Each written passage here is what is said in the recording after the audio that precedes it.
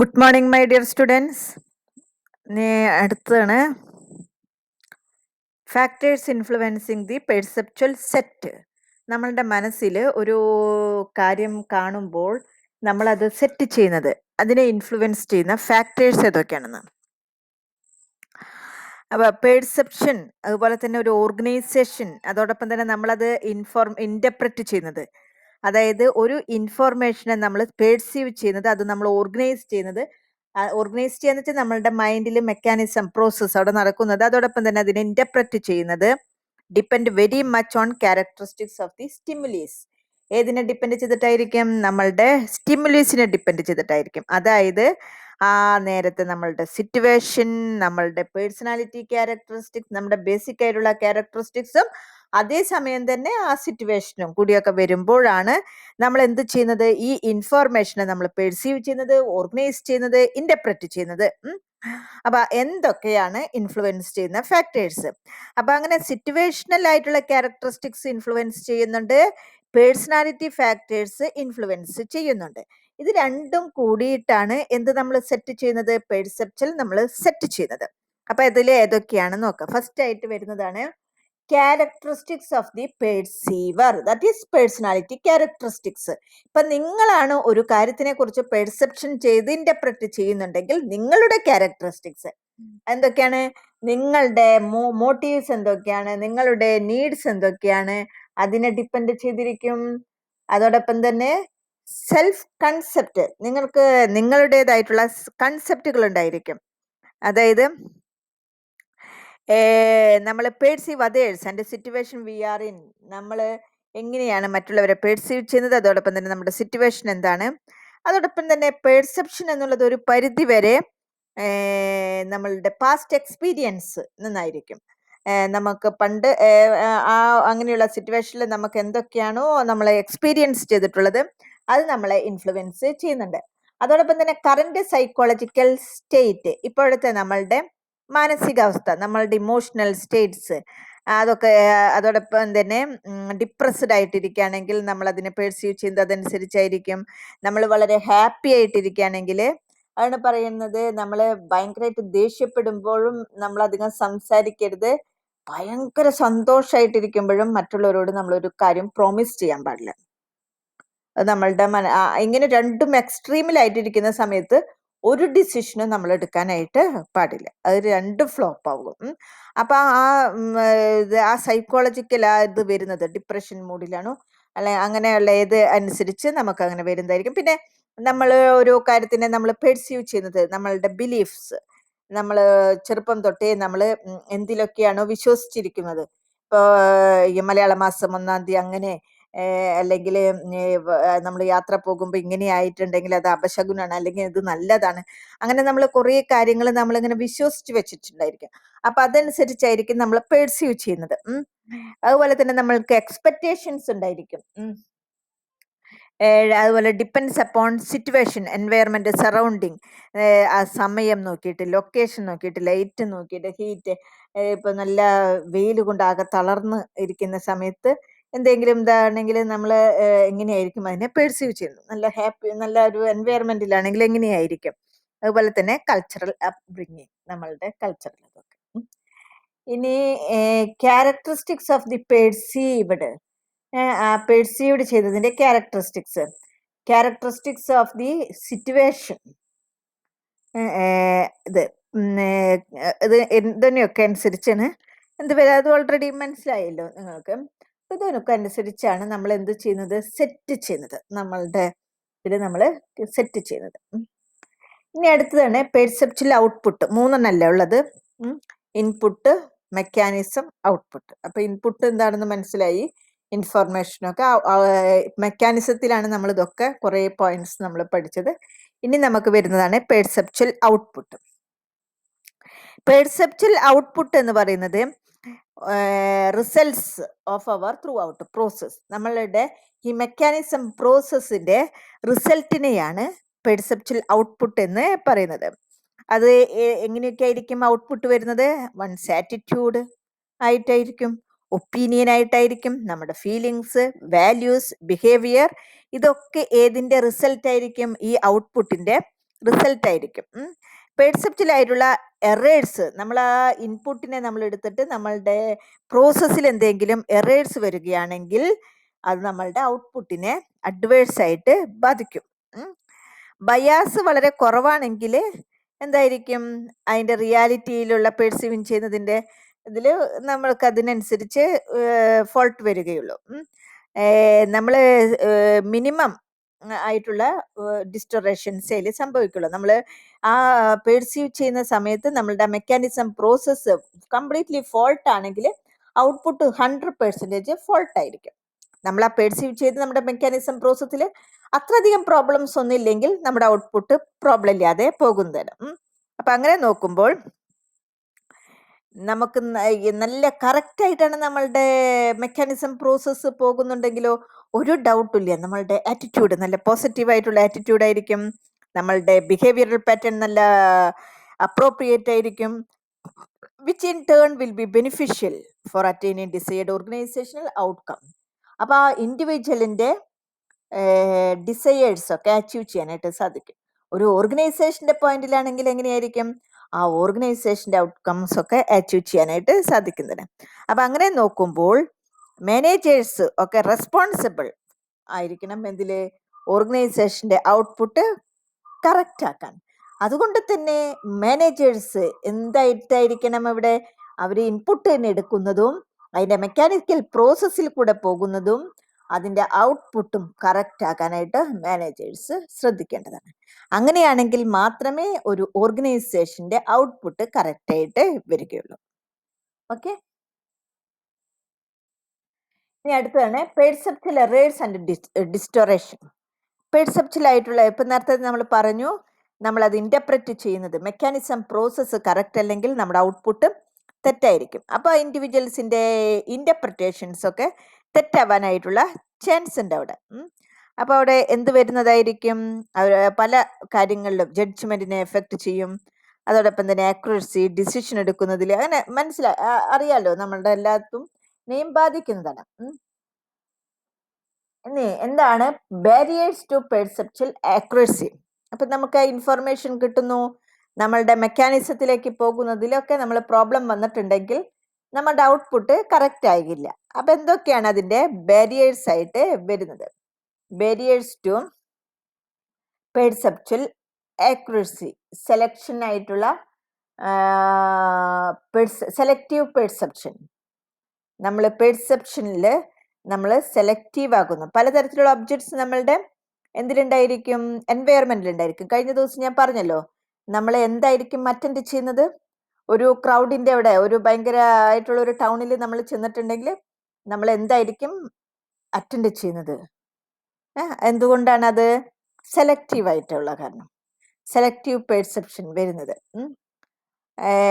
അതിൽ നമ്മുടെ ജഡ്ജ്മെന്റ് ഒക്കെ തെറ്റാകാനായിട്ടുള്ള സാധ്യതയുണ്ട്. അടുത്ത ആട്രിബ്യൂഷൻ. എന്താണ് ആട്രിബ്യൂഷൻ എന്ന് വെച്ചിട്ടുണ്ടെങ്കിൽ, ആട്രിബ്യൂഷൻ എന്ന് പറയുന്നത് how people explain the course of another's as their own behaviour. മറ്റുള്ളവർ എന്തുകൊണ്ടാണ് അങ്ങനെ പെരുമാറിയത്, ഇങ്ങനെ പെരുമാറിയത്, അവര് കൺക്ലൂഡ് ചെയ്യുന്നു. Factors that influence or make sense of behaviour. മറ്റുള്ളവർ ഇങ്ങനെ പെരുമാറാനായിട്ടുള്ള കാരണങ്ങൾ എന്തൊക്കെയാണെന്ന് നമ്മൾ പറയുന്നതാണ്. അങ്ങനെ ഒരു കൺക്ലൂഷനിൽ എത്തുന്നതാണ് അട്രിബ്യൂഷൻ എന്ന് പറയുന്നത്. അപ്പൊ അതൊരു ബാരിയർ ആണോ? അങ്ങനെ പറയുന്നത് ശരിയാണോ? ഇപ്പൊ ഞാൻ നിങ്ങളോട് ഭയങ്കരമായിട്ട് ദേഷ്യപ്പെട്ടു, നിങ്ങൾ എന്തെങ്കിലും തെറ്റ് ചെയ്തിട്ടായിരിക്കും ഞാൻ ദേഷ്യപ്പെട്ടു. പക്ഷെ നിങ്ങൾ പറഞ്ഞ ടീച്ചർക്ക് എന്താണാവാ, എന്ത് പറ്റിയിട്ടാണാവാ, അതൊന്ന് ക്ലാസ്സിൽ വന്നിരിക്കണം, അങ്ങനെ പറഞ്ഞാൽ അങ്ങനെ ശരിയാവാ? നിങ്ങളുടെ തെറ്റ് അത് നിങ്ങൾ മനസ്സിലാക്കണില്ല, അത് അവിടെ അംഗീകരിക്കുന്നില്ല അല്ലെ, ഞാൻ തെറ്റ് ചെയ്തു എന്നുള്ളത് അംഗീകരിക്കും. ടീച്ചർ ദേഷ്യപ്പെട്ടത് എന്താണ്, അതിനെ എന്ത് പറ്റിയാവോന്ന്, വരുന്ന വഴിക്ക് അതിനെ എന്ത് പറ്റിയാവോന്ന് പറഞ്ഞിട്ട് നിങ്ങൾ ഇരുന്ന സ്ഥിതി എന്തായിരിക്കും? അപ്പൊ എന്താണ് അവിടെ സംഭവിക്കുന്നത്? നമ്മളുടെ പെർസെപ്ഷൻ ആക്യുറസിക്ക് അത് ബാരിയർ ആണ് അങ്ങനെയുള്ള ഒരു മെന്റാലിറ്റി വരുന്നത്. മറ്റുള്ളവരുടെ ഇതില് നമ്മൾ കാണിക്കുന്നത്. ഓക്കെ, അപ്പൊ അതിൽ ഫണ്ടമെന്റൽ ആയിട്ടുള്ള അട്രിബ്യൂഷൻ എറർ ഉണ്ട്, സെൽഫ് സെർവിങ് ബയാസ് ഒക്കെ ഉണ്ട്. പിന്നെ വരുന്നതാണ് സ്റ്റീരിയോ ടൈപ്പിംഗ്.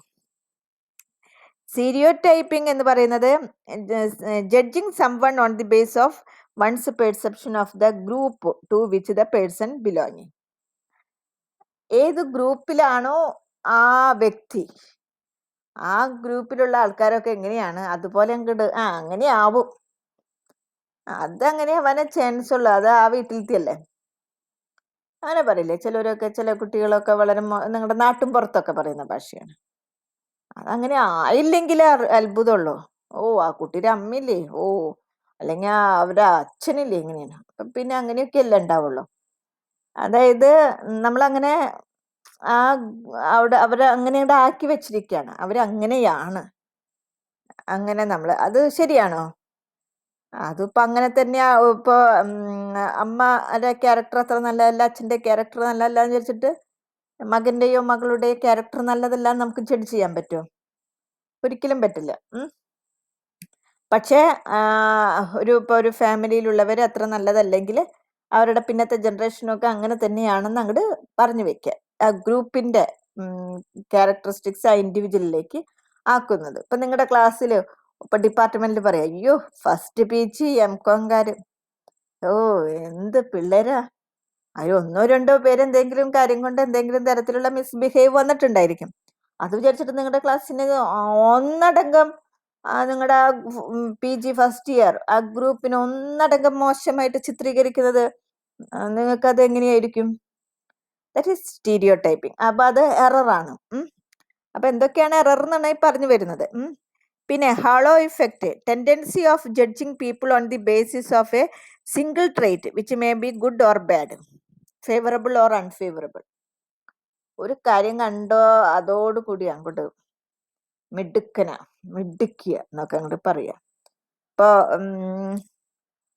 ക്ലാസ്സിൽ ഇപ്പൊ ഞാൻ ക്ലാസ് എടുത്തുകൊണ്ടിരിക്കും, നിങ്ങൾ അങ്ങോട്ട് ഭയങ്കരമായിട്ട് എൻ്റെ ക്ലാസ് ശ്രദ്ധിച്ചു, അങ്ങനെ ഞാൻ അങ്ങനെ പറയണു, ഓ മിടുക്കിയെന്ന് അങ്ങോട്ട് 100% ഉറപ്പിച്ച് പറയാൻ എന്ത് ശരിയാവോ? ഒരു പേഴ്സണ് നമ്മൾ അങ്ങനെ പറയുന്നത് എപ്പോഴായിരിക്കും? പഠിപ്പിൽ മാത്രമായിരിക്കില്ല, കുറെ കാര്യങ്ങളുണ്ട് അല്ലേ. പക്ഷെ അതൊന്നും ഞാൻ മൈൻഡ് ചെയ്യുന്നില്ല. ഞാൻ എൻ്റെ ആ പോയിന്റിൽ മാത്രം ഞാൻ എങ്ങനെയാണോ അവിടെ വന്ന് നിങ്ങളുടെ അടുത്ത് എങ്ങനെയാണോ എൻ്റെ ഇൻഫർമേഷൻ എക്സ്ചേഞ്ച് ചെയ്യുന്നത്, അതിനനുസരിച്ച് നിങ്ങളുടെ റിയാക്ഷൻ എന്താണോ അതിനെ മാത്രം നോക്കിയിട്ട് മറ്റുള്ളതൊന്നും ഞാൻ ചിന്തിക്കുന്ന പോലുമില്ല. അപ്പൊ ഇപ്പൊ നല്ലൊരു സ്വഭാവമുള്ള ഒരു കുട്ടിയായിരിക്കും, ചെറിയ എന്തെങ്കിലും ഒരു തോതിൽ നെഗറ്റീവ്, അങ്ങനെ ഇല്ലാത്തവരുണ്ട്. പക്ഷെ ആ നെഗറ്റീവിനെ മാത്രം കണ്ടുകൊണ്ട് ആ കുട്ടിയെ പൊട്ട കുട്ടി അങ്ങനെ പറയുന്നത്. പക്ഷെ ആ കുട്ടി ബേസിക്കലി നല്ല കുട്ടിയാണ്, മെജോറിറ്റി ആയിട്ടുള്ളവരെല്ലാവരും ആക്സെപ്റ്റ് ചെയ്യുന്ന കുട്ടിയാണ്. പക്ഷെ ഈ വ്യക്തി പറയണേ ശരിയല്ല, അങ്ങനെ പറഞ്ഞാൽ ശരിയാവില്ലല്ലോ. ആ പെർസെപ്ഷൻ അവിടെ തെറ്റായി പോകുന്നു. അങ്ങനെ ഏതെങ്കിലും ഒരു എലമെന്റ് മാത്രം എടുത്തുകൊണ്ട് അത് ഫേവറബിൾ ആയിരിക്കാം, അൺഫേവറബിൾ ആയിരിക്കാം, ഗുഡ് ആയിരിക്കാം, ബാഡ് ആയിരിക്കാം. പിന്നെ വരുന്നതാണ് ഒരു ബാരിയറാണ് പ്രൊജക്ഷൻ. നമ്മളിങ്ങനെ എൻ്റെ പോലെയാണ്, അവളെൻ്റെ പോലെയാണ്, അതിൻ്റെ അർത്ഥം ഞാൻ നല്ലതാണ്. അതുകൊണ്ട് ഇങ്ങനെ പ്രൊജക്റ്റ് ചെയ്ത് കാണിച്ചു കൊടുക്കുക. അതില് എൻ്റെ പോലെയാണെന്ന് അറിയുമ്പോ എന്താണ്, ആ കുട്ടി നല്ല കാര്യങ്ങൾ ചെയ്യുമ്പോ അവളല്ലെങ്കിൽ എൻ്റെ പോലെയാണ് അങ്ങനെ പറയുമ്പോ അത് അവിടെ ആരെയും പ്രൊജക്റ്റ് ചെയ്യുന്നത്. അപ്പൊ അവിടുത്തെ ജഡ്ജ്മെന്റ് അത് തെറ്റാണ്. പിന്നെ പെർസെപ്ച്വൽ സെറ്റ്, ഇപ്പൊ നേരത്തെ നമ്മൾ പറഞ്ഞു, നമ്മൾ കുറെ എങ്ങനെയാണ് സെറ്റ് ചെയ്യുന്നത്, ബിലീഫ്സ് മറ്റുള്ളതിനെയൊക്കെ, അങ്ങനെയുള്ള കാര്യങ്ങള്. അപ്പൊ അത് വെച്ചിട്ട് നമുക്ക് ഒരിക്കലും കറക്റ്റ് ആയിട്ടുള്ള ഒരു ജഡ്ജ്മെന്റ് കിട്ടാനായിട്ട് ചാൻസ് കുറവാണ്. Implicit personality theory make influence about others. An individual's perception are influenced by his beliefs that certain human traits are associated with one another. ഇപ്പൊ ഒരാള് നമ്മൾ പറയാണ് നല്ല ഹാർഡ് വർക്കിംഗ് ആണ്, ഹാർഡ് വർക്കിംഗ് ആയിട്ടുള്ളവരൊക്കെ ആ കുട്ടി നല്ല ഹോണസ്റ്റ് ആയിട്ടുള്ള ഒരു കുട്ടിയാണ്, അതോടൊപ്പം തന്നെ പറയണ അയ്യോ നല്ല ഹാർഡ് വർക്കിംഗ് ആണ്, അതിന്റെ അർത്ഥം ഹാർഡ് വർക്കിംഗ് ആയവരൊക്കെ ഹോണസ്റ്റ് ആണെന്നാണോ? അപ്പൊ നമ്മള് ഒരു ക്യാരക്ടർ വെച്ചിട്ട് വേറെ ഒന്ന് ഉണ്ടെന്ന് ഇങ്ങനെ കാണിച്ചു കൊടുക്കുന്നത് ഇംപ്ലിസിറ്റ് ആണ്, അത് കാണാനില്ല, പക്ഷെ അവിടെ അത് ജഡ്ജ് ചെയ്യുന്നത്. പിന്നെ നമ്മൾ എക്സ്പെക്റ്റൻസി ചെയ്യുന്നു. Perceive people objects or events on the base of we expected them to be in a first place. നമ്മളിപ്പോ അത് ചില ടീച്ചർമാർക്ക് പറ്റുന്ന ഒരു തെറ്റാണത്, ഭയങ്കരമായിട്ട് ഒരു ടീച്ചർമാർക്ക് സംഭവിക്കും ആ തെറ്റ്. പെർസെപ്ഷൻ ചെയ്തു ഒരു കുട്ടീനെ എക്സ്പെക്റ്റ് ചെയ്യുന്നു, ആ കുട്ടിയാണ് ഗുഡ് ബോയ്, ആ കുട്ടിയാണ് നന്നായി പഠിക്കുക, ഫസ്റ്റ് വാങ്ങാം, അങ്ങനെയൊക്കെയുള്ള ഒരു ഇതിൽ ജഡ്ജ്മെന്റിലെത്തുന്നത്. എന്താ വേറെ കുട്ടിക്ക് ആയിക്കൂടെ? വേറെ കുട്ടി നല്ല കുട്ടിയാവില്ലേ? പക്ഷെ അവര് വേറെ കുട്ടികളെ നോക്കുകയില്ല, ഈ പർട്ടിക്കുലർ കുട്ടീനെ മാത്രം അങ്ങനെ നോക്കും. അതുപോലെ തന്നെ കുട്ടികളും അതും പറയണല്ലോ, ചില ടീച്ചേഴ്സിന് നല്ല ടീച്ചർ മറ്റുള്ള ടീച്ചേഴ്സിന്റെ നല്ല വശങ്ങൾ നോക്കേയില്ല, അങ്ങനെ ജഡ്ജ് ചെയ്ത് വെക്കുന്നത്. അങ്ങനെ നമ്മൾ ഒരു ഇത് എക്സ്പെക്ട് ചെയ്തുകൊണ്ട് നമ്മളതിനെ പെർസീവ് ചെയ്യുന്നത്, അതും ബാരിയേഴ്സ് ആയിട്ട് വരും. അപ്പൊ പെർസെപ്ഷൻ ആക്യുറസിയിൽ എന്തെങ്കിലും സംഭവിക്കുന്നതിന്റെ ബാരിയേഴ്സ് ആണ് നമ്മൾ പറഞ്ഞത്. സെലക്റ്റീവ് ആകുന്നത്, അട്രിബ്യൂഷൻ ആകുന്നത്, സ്റ്റീരിയോ ടൈപ്പിംഗ് ആകുന്നത്, hollow effect, projection, perceptual set, implicit personality theory, expectancy. മനസ്സിലായല്ലോ? 8 പോയിന്റ്. ഒരു ഏരിയ മാത്രം സെലക്റ്റീവായിട്ട് പെർസീവ് ചെയ്യുന്നത്, അട്രിബ്യൂട്ട് ചെയ്യുന്നത്, അതുപോലെ തന്നെ സ്റ്റീരിയോ ടൈപ്പിംഗ്, ഗ്രൂപ്പിനെ വെച്ചിട്ട് അങ്ങനെയാണ് ഇങ്ങനെയാണെന്നുള്ളത് പറയുന്നത്. ഹോളോ ഇഫക്റ്റ് ഏതെങ്കിലും ഒരു കാര്യം മാത്രം നോക്കിയിട്ട്, പ്രൊജക്ഷൻ ഒരാൾ മാത്രം അത് പ്രൊജക്റ്റ് ചെയ്ത് കാണിക്കുന്നത്, പിന്നെ പെർസെപ്റ്റൽ സെറ്റ് ചെയ്യുന്നത്, പിന്നെ ഒരു വ്യക്തിയുടെ ട്രേറ്റ് ഇല്ലാത്തത് ഉണ്ട് എന്ന് കാണിക്കുന്നത്, എക്സ്പെക്റ്റ് ചെയ്തുകൊണ്ട് നമ്മൾ പെർസീവ് ചെയ്യുന്നത്. ഓക്കെ, ഇതൊക്കെയാണ് അതിൽ ബാരിയേഴ്സ് ആയിട്ട് വരുന്നത്.